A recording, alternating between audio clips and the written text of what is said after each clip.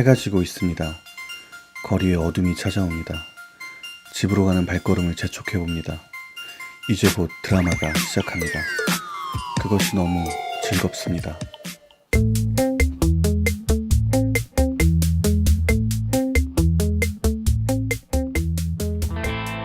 날씨가 급격하게 변하는 환절기에는 알레르기성 비염이 어김없이 우리를 찾아오듯이 새로운 드라마들도 까먹지도 빼먹지도 않고 우리를 찾아오고 있습니다. 그 중에서도 오늘은 MBC 새 수목 시리즈 내 뒤에 테리우스입니다. 그런데 요즘 어린 친구들이 테리우스를 아나요? 큰 키에 각진 얼굴, 감정을 드러내지 않는 무표정의 딱딱한 말투까지 이 남자는 정의의 편에 서서 나쁜 이들을 응징하는 사람이었습니다. 그는 자신이 오랜 기간 쫓아오던 악인을 법의 심판대에 세우기 위해서 그의 범죄를 증언해줄 유일한 사람인 어린아이와 아이의 엄마에게 접근합니다. 아이는 어린아이가 그렇듯이 버릇없고 말썽쟁이며 언제나 소리를 지르며 뭔가를 요구하죠. 엄마 역시 자신이 얼마나 큰 위험에 처했는지는 모른 채 매일을 힘겹게 살기 바쁩니다. 남자는 아이를 잘 다루는 종류의 사람은 아니었습니다. 그도 그럴 것이 남자의 세계는 총알이 여기저기 날아다니고 사람이 죽어나가는 곳이었으니까요. 평소 아이들을 좋아하지도 않았습니다. 그저 눈앞의 아이는 범죄자의 범죄를 증언해줄 증인일 뿐이었죠. 그래서 남자에게 가장 중요한 건 빨리 증언을 얻어내서 자신이 속한 폭력이 난무하는 세계로 돌아가는 것 뿐이었습니다. 아이를 윽박지르고 위협하고 압박한 것은 그 때문이었죠. 허나 아이는 쉽게 마음을 열지 않았습니다. 그렇게 시간을 보내면서 점점 아이가 좋아지고 자신이 알던 방식으로 아이들을 교육하면서 아이와 유대를 쌓게 됩니다. 아이가 좋아진 거죠. 덤으로 아이의 엄마와도 사랑을 나누게 됩니다. 그리고 마침내 악인을 처단하게 되죠. 네, 이 이야기는 1990년작 유치원에 간 사나이입니다. 아놀드 슈왈제네거의 소품 코미디죠. 역시 큰 키에 각진 얼굴, 무표정의 말이 없는 남자가 있습니다. 몸가짐부터 뭔가 어두운 과거를 갖고 있을 것이 분명해 보이는 남자에게 그러나 그 과거를 궁금해하는 사람은 없었습니다. 그 동네에서 어두운 과거 하나쯤 없는 사람은 없었으니까요. 단지 혼자 사는 남자라서 옆집 아이의 엄마는 아이가 남자와 친하게 지내는 것이 불편하다 정도였죠. 아이는 남자와 유일하게 친하게 지내고 있었는데 어느 날 갑자기 납치됩니다. 그리고 아이에게는 묻지도 않은 채 혼자서 그 아이를 가족으로 생각하고 있던 남자는 분노하죠.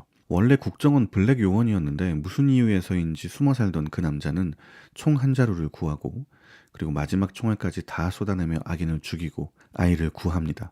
이건 2010년작 원빈 주연의 아저씨죠. 그리고 또 큰 키에 각진 얼굴, 무표정의 딱딱한 말투의 남자가 있습니다. 전직 국정원 블랙 요원이었는데 과거에 어떤 사건에 휘말려 신분을 숨긴 채 숨어 지내고 있죠. 그리고 얼굴도 모르는 누군가를 쫓고 있습니다. 그 누군가의 얼굴을 본 유일한 증인, 아니 두 명의 증인은 7살 정도의 쌍둥이인데 하필이면 남자의 옆집에 살고 있고 억척스러운 엄마는 이제 막 남편을 잃었는데 아무래도 남편을 죽인 사람도 자신이 쫓는 그 누군가인 것 같습니다. 남자는 범인에 대해 알기 위해 옆집 사람들에게 접근합니다. 그리고 그 누군가 역시 이 가족을 주시합니다. 저는 이야기 초반 설정에서 무리수를 두는 것을 싫어하지 않습니다. 드라마 속 세상에서는 망치를 든 신도 있고 머릿속에 총알이 박힌 채 멀쩡하게 돌아다니기도 하고 이렇게나 뽀얗고 통통한데도 백혈병에 걸렸다고 주장하기도 하고 미래를 스케치하기도 하고 타인의 목소리를 듣기도 하니까요. 심지어 새벽 2시에 대단지 아파트 한복판에서 잔혹한 살인이 벌어졌는데 아무도 본 사람이 없다고 해도 괜찮습니다. 세상에는 말도 안 되는 일들이 하루가 멀다고 일어나고 어차피 드라마는 허구이니까요. 게다가 드라마에서는 사기를 치려면 크고 특별하게 치는 것이 좋습니다. 설정이 독특하면 일단 시청자의 시선을 잡아 끌 수 있겠죠. 이후 이야기의 전개 과정이 개연성 있고 그 안에서 움직이는 등장인물들의 욕망과 감정을 공감 있게 그리기만 한다면 말이죠. 그렇다면 내 뒤의 테리우스는 이 독특함과 공감을 얻었을까요? 결론부터 말씀드리자면 아닙니다. 얻지 못했어요. 전혀요. 이 드라마는 첩보 액션 스릴러와 시트콤이 결합된 형식입니다. 장르의 결합은 새로운 것도 아니고 해서는 안 될 행위도 아니죠. 유치원에 간 사나이는 액션과 코미디가 결합했고 아저씨와 테이큰의 경우 액션과 가족 드라마가, 김비서가 왜 이럴까는 로코와 스릴러가 결합된 형식이었으니까요. 내 뒤의 테리우스는 이 결합이 잘 이루어지지 않았다는 데 문제가 있을 뿐이죠. 먼저 정인선이 맡은 여주인공 고혜리의 세계, 아파트 단지는 시트콤과 현실의 삶에서 겪는 비애를 표현하는 곳입니다. 서울 어디쯤 되는 것 같은 이 아파트 단지는 20평대부터 40평대까지 그러니까 연령대와 경제적 능력의 스펙트럼이 넓은 사람들이 한데 모여 사는 공간입니다. 고혜리는 20평대에 살고 있는데 남편은 박봉의 출판사 직원이고 아이는 남자 쌍둥이 둘이나 됩니다. 외벌이 가족으로 사는 건 팍팍한데 애가 둘, 변변한 알바 하나 할 시간도 없죠. 이 아파트는 부녀회가 잘 조직되어 있습니다. 40평대에 사는 김여진을 중심으로 정시야, 강기영까지 매일 똘똘 뭉쳐서 아파트에서 벌어지는 대소사를 해결하기도 하고 이웃들을 돌보기도 하는 등 꽤나 끈끈한 유대를 보여줍니다. 이런 장면은 아파트 주민이라면 익숙한 풍경이죠. 문제는 너무 익숙한 풍경인데 익숙하기만 하다는 겁니다. 사는 건 힘들지만 꿋꿋하게 버티는 정인선 주변에 기댈 수 있는 든든한 기둥 같은 김여진, 얄미운 말만 하지만 미워할 수 없는 정시야, 철없는 소리나 해대는 강기영까지 시트콤이라면 빠지지 않는 조합입니다. 어른스러운 첫째, 얄미운 둘째, 고생하는 셋째, 철없는 막내까지 이들은 뻔하게 뭉쳐있는 만큼 뻔한 대사만 읊조릴 뿐입니다. 전혀 웃기지도 않은데 그 이유가 드라마 안에서 보이는 게 더 큰 문제입니다. 인물 배치부터 대사까지 고민도 취재도 없어 보이거든요. 아파트 분녀회도 반상회도 한 번 가보지 않은 작가가 그저 머릿속에서 만든 인물들이 살아있는 말을 할 수는 없죠. 그저 지평수나 비교하고 어디 마트 세일 행사가 있다더라 거기 가보자 하는 전업주부라면 이런 대화를 하겠거니 누구나 예상 가능한 말들을 던지고 받을 뿐입니다. 디테일한 묘사가 생명인 시트콤에서 디테일이 없으니 웃음을 담당해야 할 사람들이 뒷배경의 역할도 못하고 있는 겁니다. 근데 분량은 또 왜 이렇게 많은지. 아이들 역시 마찬가지입니다. 아이들을 키우느라 온몸이 쑤시고 한시도 눈을 뗄 수 없어서 알바도 못하게 만드는 이 악동들은 실상 하지 말라는 일은 하지 않고 하지 말라고 말하지 않은 일들을 합니다. 하고 싶은 일은 허락을 맞죠. 또래 아이들과 마찬가지로 놀이터에서 노는 것, 먹는 것, TV 보는 것을 좋아합니다. 한창 말썽을 피우다가도 좋아하는 간식을 보면 행동을 멈추죠. 이 정도면 악동이 아니라 귀여운 수준 아닌가요? 이런 식이면 유치원에 간 사나이에서 보여줬던 무슨 수를 써도 통제가 안 되는 아이들이 주인공의 교육 덕분에 화재 소방 훈련을 질서정연하게 훌륭하게 해내는 카타르시스를 이 드라마에서는 기대하기 어려워 보입니다. 주인공 정인선은 버거운 삶에 허덕이는 사람입니다. 애 둘을 키우느라 경력은 단절됐고 그래서 취직도 힘든 마당에 남편은 갑자기 죽어버렸습니다. 이 인물의 초반 역할은 분명합니다. 현실의 고통과 아픔, 그 중에서도 여성으로서 홀로 아이를 키워야 하는 싱글맘으로서의 애환이겠죠. 누구나 고개를 끄덕이고 눈물도 흘리게 만들어 주어야 이 역할은, 정인선의 세계는 가치가 있을 겁니다. 헌데 저는 이 역시 공감이 되지 않았습니다. 먼저 정인선은 서울에서 20평대의 아파트를 소유하고 있습니다.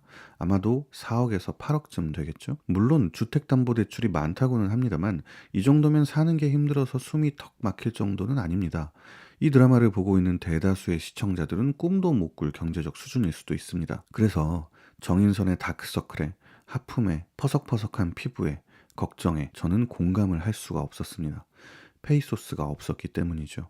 이 역시 집을 구해본 적이 없는 작가가 주택담보대출 상환을 걱정하는 친구들을 만나서 30분 정도 그들의 고민을 듣고 대본을 쓴 결과가 아닐까 할 정도로 현재를 살아가는 사람들에 대한 한심스러운 해석일 뿐인 거죠. 한때는 대한민국 최고였지만 실패에 실패를 거듭해 이제는 대림동 방 하나 거실 하나짜리 빌라에 살면서 동네 작은 나이트클럽에서 없는 자존심도 팔고 거짓 웃음도 팔아야 겨우 일 끝나고 소주 한 병 사 마시는데 떠돌이 개를 만나게 되고 그 개에게서 마음의 위안을 얻었는데 개 사료조차 살 돈이 없어서 음식물 쓰레기를 훔쳐다가 개에게 먹였는데 그 개가 아프고 개의 수술비를 벌기 위해서 무대 위에서 스스로 개가 되어 멍멍 짖기도 하고 한 다리를 들고 오줌을 싸는 신용까지 내서 겨우 수술을 시켰는데 개가 끝내 죽어버리는 이 정도의 애환이거나 전세 1억짜리 방 2개 거실 하나의 빌라에 사는 가진 건 튼튼한 몸뚱이밖에 없는 경찰이 그럴 의사도 그럴 의도도 없었던 비리에 휘말려 직장에서 잘리고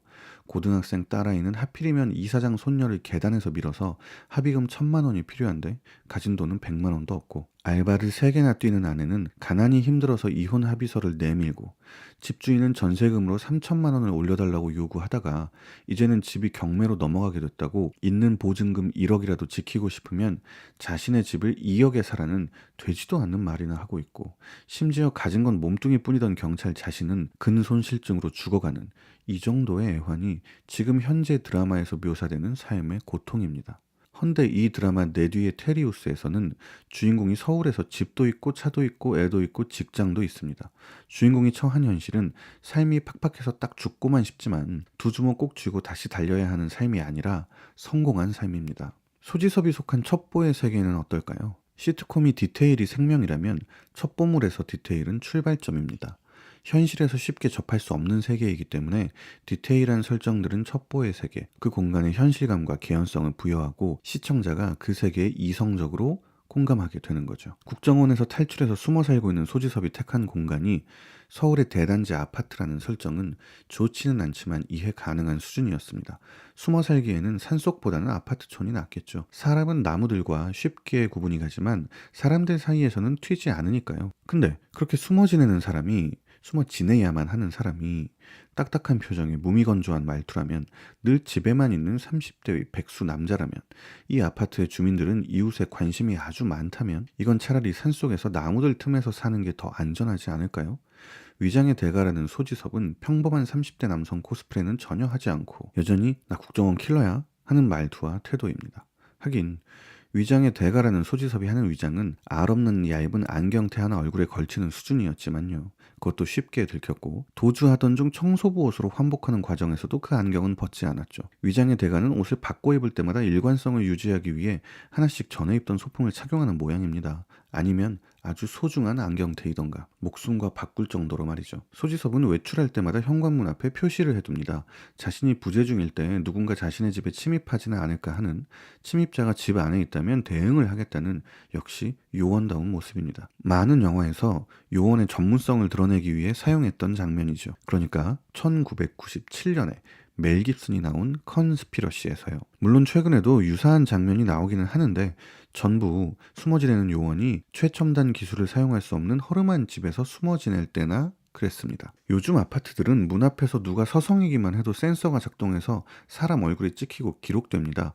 CCTV 같은 경우는 샤오미 웹캠을 6만 원대에 쉽게 살 수 있죠. 휴대폰으로 실시간 확인도 가능합니다. 그리고 문 앞에 시커먼 무언가를 묻혀놓으면 청소하시는 분이 다 닦고 갑니다. 안정성 면에서도 보안성 면에서도 좋지 않은 선택이었던 거죠. 감정 없는 냉혈한이자 지난 사랑을 잊지 못하는 소년 같은 면 역시 쉽게 깨집니다. 도대체 소지섭은 왜 정인선을 지켜주려고 할까요?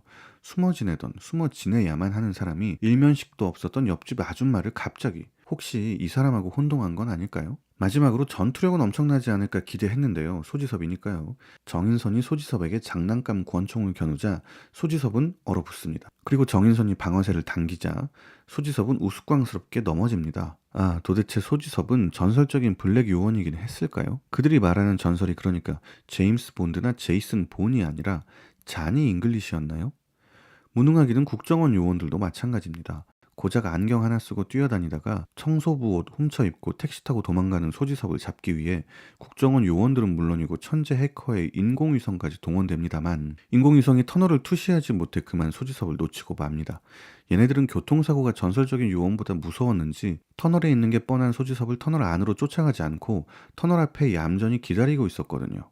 딱 봐도 그냥 체대 준비하는 고등학생이거나 경옥과 1학년처럼 밖에 안 보이는 앳된 남자애가 유능한 국정원 요원이라고 이리 뛰고 저리 뛰다가 인상 쓰고 서 있는 모습을 보면 코미디입니다. 네, 코미디예요. 그래서 문제인 거죠. 이 작가는 두 장르가 혼재된 이야기를 구성하면서 서로의 장르를 너무 많이 의식하고 있어요.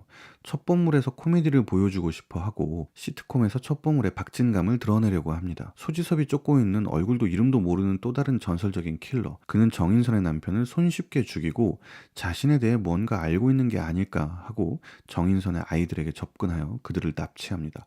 무려 정인선의 남편과 청와대 안보실장을 죽였을 때 입은 그 옷을 입고 말이죠.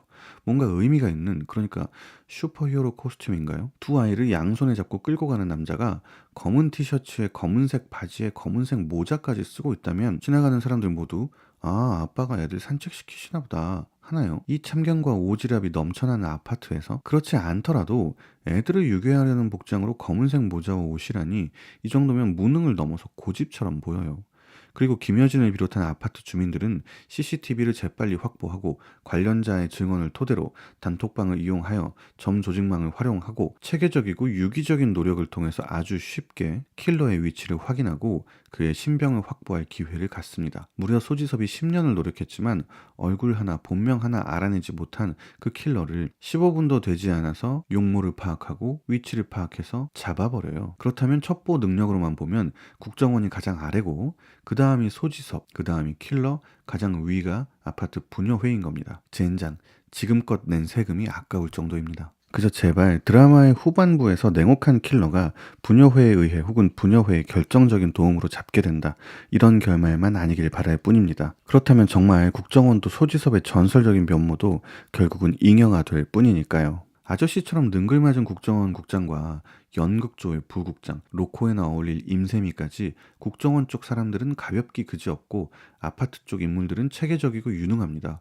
두 장르를 결합하랬더니 두 장르를 혼용해버린 거죠. 여러 장르가 결합된 작품일수록 작품 안에서 장르의 분리는 명확해야 합니다.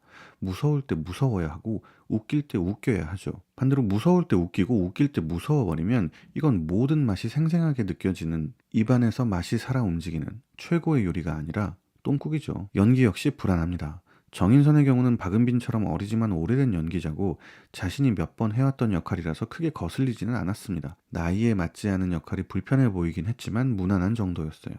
어린 시절의 정시아를 보는 것 같은 얼굴인데 현재의 정시아와 함께 나오는 것도 흥미로웠습니다. 소지섭은 글쎄요.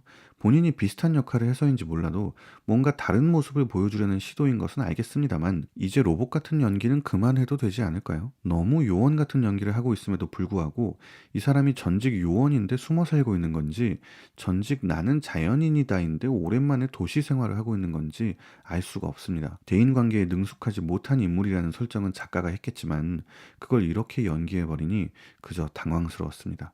이번 주 수요일에는 오랜만에 유치원에 간 사나이를 다시 봐야겠어요. 목요일에는 아저씨를 보고요. 정말 재밌을 것 같습니다. 끝까지 시청해주셔서 감사합니다. 또 다른 대중문화로 다시 찾아뵙겠습니다.